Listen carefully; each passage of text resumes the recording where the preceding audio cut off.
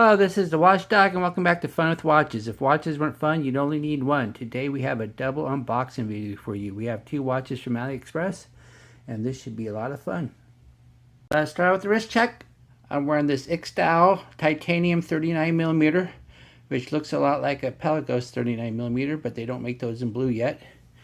And Grogu is wearing my Foxbox FB0024, which is the same reference number as the last Foxbox I reviewed, which is kind of odd. I took Grogu to Sunday school and they taught him about the foolish man who built his house upon the sand. He said he didn't understand the big deal. On Tatooine, they build all the houses on the sand. They don't have much of a choice. Okay, we got two watches. Let's do the one on the left first because I've had it the longest.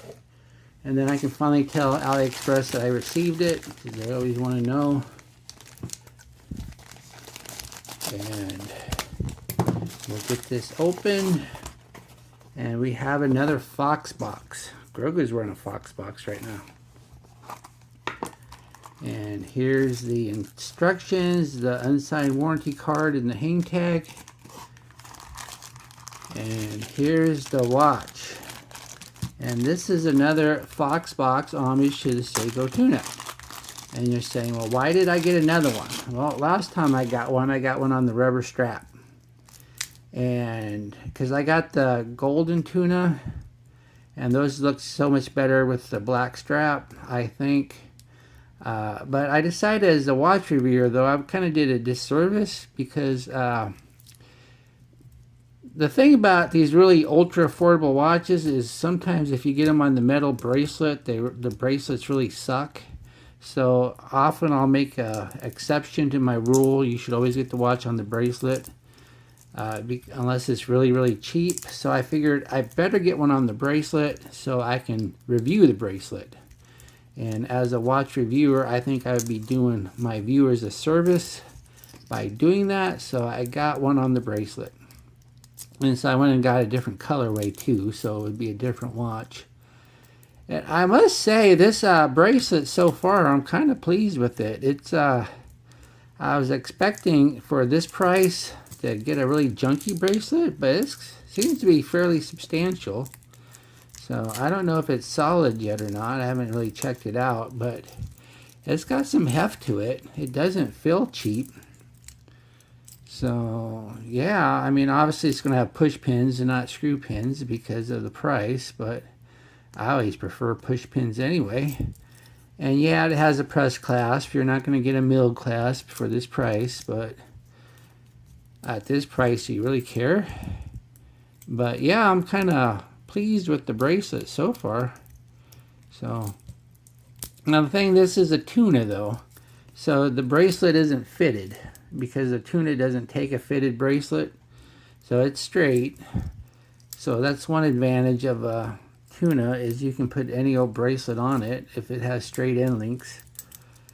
And wow, the watch is I'm kind of pleased with it because the last one I got was that black golden tuna one, and this is my first steel one. And man, I think that shroud is actually steel. I don't know, it sure doesn't look like chrome plated alloy, but I have to look.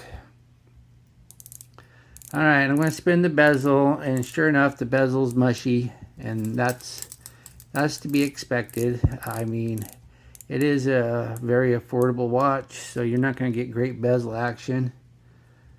So, all right, let's put it on the wrist and see what it looks like. Here's the watch on my 7.5-inch wrist, and look at that.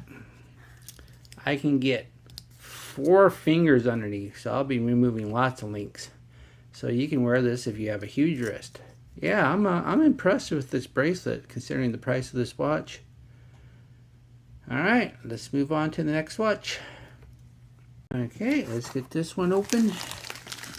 This one, I probably don't even need the scissors. Yeah, I guess I do need the scissors.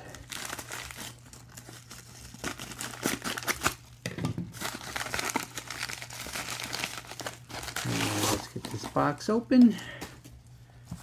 And it looks like we have a wrapper around the box, and then we have another Megir. Somebody said this should be pronounced. Last time I got one of these, I pronounced it Megir.